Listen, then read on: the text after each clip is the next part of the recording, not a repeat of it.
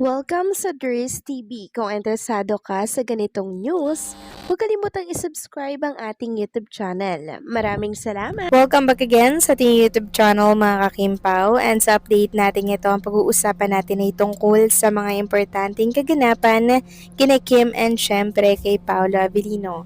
Pero bago po ang lahat, maraming salamat sa inyong patuloy na pagsuporta at pagsubaybay sa mga daily update natin. Kaya naman bilang pasasalamat, narito pang isang napili kong komento patungkol ito sa naging previous update. Mula ito kay Ginang Norma Dayag, sabi niya dito, Dries TV, good evening. Truly, Kimi is present in Showtime. So I watched it, then very happy me cause no more sleeps.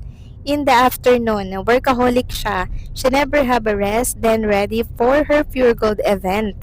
Kimi is really gifted with blessings because God knows what's in her heart. God, wag mo pong pabayaan si Kimi. Give her strength and guts to face all the trials she is facing now.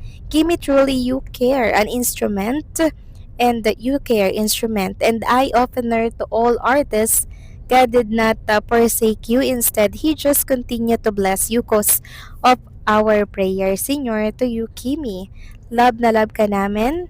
Kimi, God bless you both and all your followers, bloggers, friends, seniors, and Aki.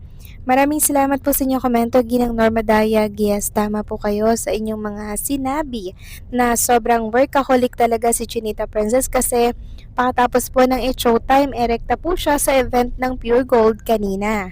Pakatapos po ng It's Showtime, nagpa-makeup na po agad si Kim Chu para nga po rekta na agad sa event po ng Pure Gold kanina. And grabe talaga, no? Hindi po siya nauubusan ng energy. Palibhasa mga kakimpaw, talaga namang nag-enjoy sa vacation nila ni Paolo Avellino kaya nakapag-recharge ng bonggang-bongga. So maraming salamat po sa inyong komento, Ginang Norma Daya. God bless po at mabuhay kayo. So eto na nga, pag-usapan na natin mga kakimpaw ang mga topic po na nakalap natin sa update na to, at unahin na nga nating pag-usapan ang pagsuporta po ng ABS-CBN sa naging statement at depensa po ni Chinita Princess. So sabi nga dito mga kakimpaw, pinapakita lamang po ng ABS-CBN na all-out support sila sa mga naging post ni Chinita Princess about sa politics kahapon and syempre kaninang umaga. So proud na proud ang ABS-CBN at ipinagmalaki po nila ang paninindigan ni Kim Chu. Samantalang kaliwat kanan naman po ang batikos na tinatanggap ngayon ni Chinita Princess sa mundo ng social media. Kaya naman ng mga Kimpo fans ay todo po ang pagtatanggol kay Chinita Princess.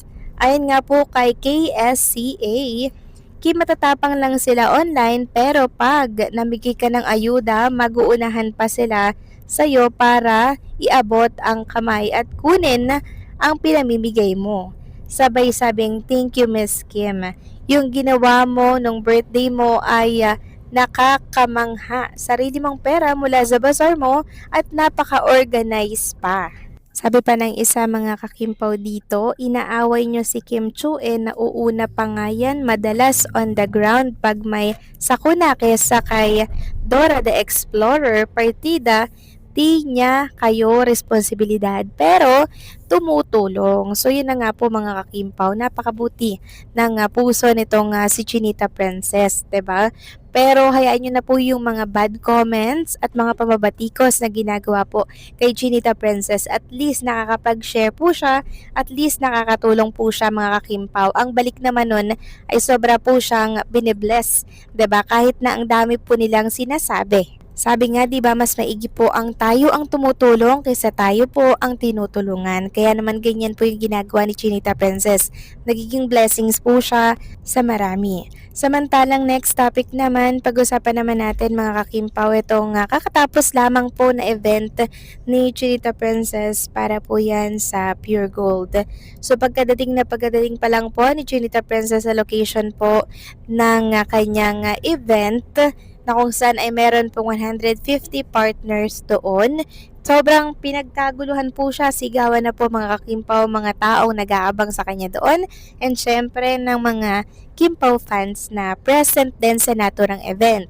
So syempre nag-perform din po doon si Chinita Princess, sumayaw, kumanta din, 'di ba? Ibinida po ang kanyang talento na talaga namang ikinatuwa po at in-enjoy ng mga tao doon. And syempre, pagkatapos po ng performance ni Chinita Princess mga kakimpaw, umuwi na din po siya agad-agad. Sobrang bilis lang po ng naging appearance niya doon mga kakimpaw kasi sinamahan at inoscortan agad siya ng mga bouncer. Sobrang higpit po ng mga bouncer, mga kakimpaw, or ng mga security.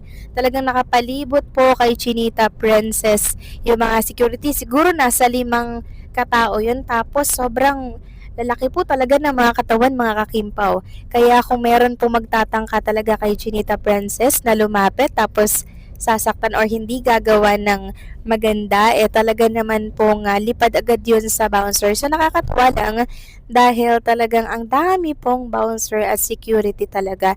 'Di ba sabi ko po sa previous update na sana po ay higpitan yung security ni Chinita Princess dahil alam naman natin, 'di ba, na talagang dinudumog and pinagkakaguluhan si Kim Chu. Kaya deserve niya po ng mahigpit na security para po sa kanyang seguridad.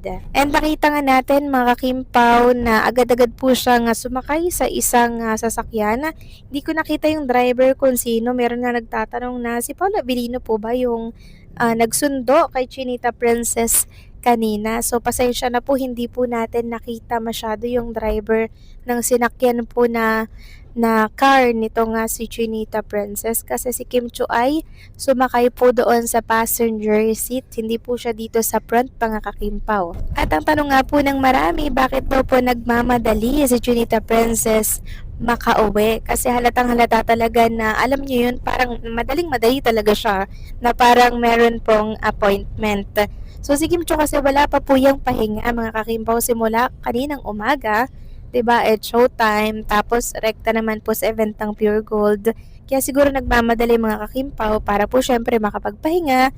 And every time with Paolo Abilino, alam niyo naman mga kakimpaw si Paolo, 'di ba? Gusto niya laging may quality time kay Chinita Princess at yan yung isa sa maganda po talaga sa isang relasyon, 'di ba? Hindi po sila nauubusan araw-araw ng pag-uusapan. And si Paula Abilino naman, handa po lagi yan makinig sa mga kwento po ni Chinita Princess kahit na wala daw siyang naiintindihan, no?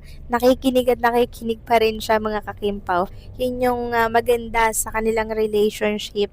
So hindi po nasasawang makinig si Paula Abilino and syempre magbigay po ng payo, 'di ba? Or advice kay Chinita Princess. 'Di ba sabi nga po ni Kim Chu, sobrang advanced mag-isip ni Paula Abilino. Kunwari, nagsabi po siya ng isang sitwasyon, meron na po agad resultang sasabihin si Paula Abilino. Ganyan po siya ka-advance mag-isip. Reality kumbaga, mga kakimpaw, dahil pinoprotektahan niya lamang din po si Chinita Princess. So paano mga kakimpaw, hanggang dito na lamang po ang update natin at maraming salamat po sa inyong patuloy na pagsuporta.